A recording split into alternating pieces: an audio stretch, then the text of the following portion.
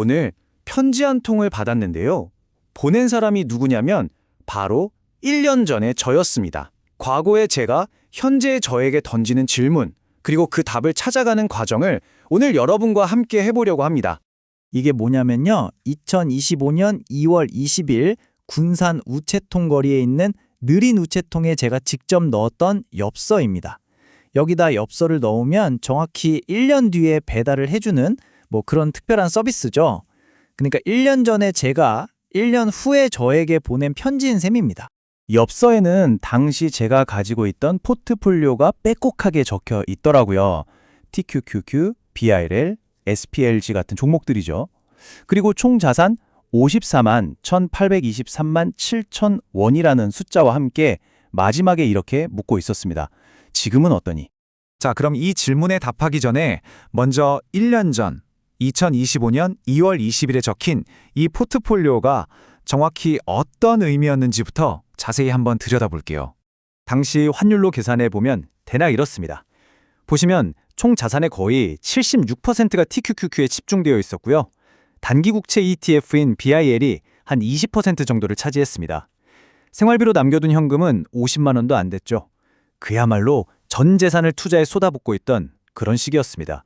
보시다시피 TQQQ에 대한 아주 강한 확신을 바탕으로 한 사실상의 올인 전략이었던 거죠. 당시 시강 상황이 200일 이던 평균선보다 5% 이상 높은 과열 구간이었고 자산이 꽤 불어나 있던 시기이기도 했습니다. 근데 여기서 진짜 재밌는 점이 뭔지 아세요? 1년이라는 시간 동안 그냥 자산 가치만 변한 게 아니라는 거예요. 엽서에 적힌 이 종목들, 이 녀석들 자체가 모습이 바뀌었습니다. 하나씩 짚어보면요. TQQQ는 2025년에 1주가 2주로 쪼개지는 액면 분할을 했습니다. 그래서 당시 89.3달러짜리 1주는 지금 기준으로 보면 44.65달러짜리 2주가 된 셈이죠. 그리고 BIL은 수수료를 진짜 조금이라도 아껴보려고 비슷한 성격의 SGOV로 바꿨고요. SPLG는 티커명, 그러니까 종목 이름이 SPYM으로 변경됐습니다. 참 세월의 변화가 느껴지죠. 자, 이제 드디어 엽서의 그 질문에 답할 시간이네요. 지금은 어떠니? 지금 제 상황 솔직하게 한번 말씀드려 볼게요. 결론부터 말하면 현재 TQQQ 가격을 액면 분할 기준으로 환산해 보니까 1년 전보다 딱 10% 남짓 올랐더라고요. 1년 동안 나스닥 100 지수가 거의 제자리 걸음을 했다는 뜻이죠. 같은 기간에 국내 시장은 엄청 뜨거웠던 걸 생각하면 더욱 아쉽게 느껴지는 숫자입니다. 하지만 뭐랄까 이 포트폴리오 숫자만으로 제 삶 전체를 평가할 수는 없겠죠. 1년 동안 저는 결혼 준비를 시작했고 새로운 보금자리도 마련했습니다. 숫자는 10% 성장에 그쳤을지 몰라도 제 삶은 그보다 훨씬 더 많이 성장하고 또 행복해졌다고 생각합니다. 지금 현재 사이클에서 제가 어떻게 투자했는지 기록을 좀 더 자세히 보여드릴게요. 저는 작년 6월에 처음 진입을 시작해서 올해 2월 말까지 총 5번에 걸쳐서 분할로 시장에 들어갔습니다. 그리고 핵심은 이겁니다. 맨 처음 들어간 걸 제외하고 그 뒤에 들어간 밴드 1부터 4까지의 투자는 지금 전부 약간의 손실을 기록하고 있어요. 지금 주가가 200일 이동평균선 바로 위에 정말 아슬아슬하게 걸쳐있는 상황이거든요. 솔직히 말해서 좀 따끔한 상황이죠. 하지만 이럴 때일수록 우리는 한 발짝 물러나서 더 큰 그림을 봐야 합니다. 과거의 역사가 왜 지금 우리에게 희망을 주는지 그걸 한번 살펴보겠습니다. 불과 몇 년 전이죠. 2022년 다들 기억하실 겁니다. TQQ가 마이너스 80%까지 폭락하면서 정말 모두가 고통받던 시기였잖아요. 하지만 그 지옥 같은 고통을 견디고 원식대로 저점에서 투자했던 사람들은 어떻게 됐을까요? 2023년부터 2025년까지 이어진 반등장에서 자산이 약 6배나 늘어나는 그야말로 퀀텀 점프를 경험했습니다. 네, 바로 6배입니다. 이 숫자가 바로 인내에 대한 보상이었던 거죠. 용기를 냈던 사람이 결국에는 웃게 된 겁니다.